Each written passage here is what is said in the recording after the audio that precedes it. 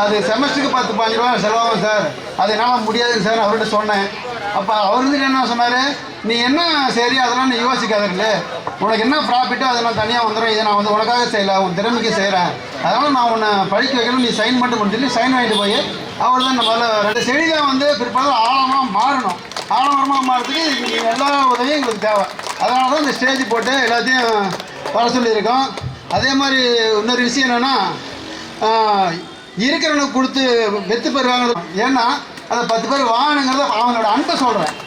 ஏன்னா சமீபத்தில் வந்து ஒரு மாநாடுன்னு ஒரு படம் வந்து வெற்றி அடைஞ்சிங்க.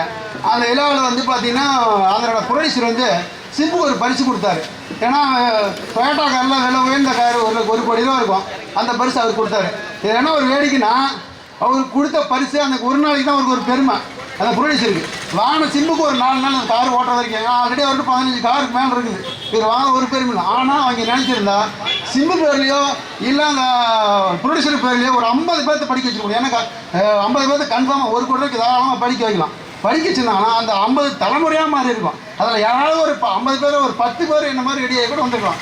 அது மாதிரி அதை செய்யாமல் எவ்வளோ முடியுமோ என்ன பிரயோஜனம் தேவை அறிஞ்சு கொடுக்கணுங்கிறது தான் எங்கள் வேலை.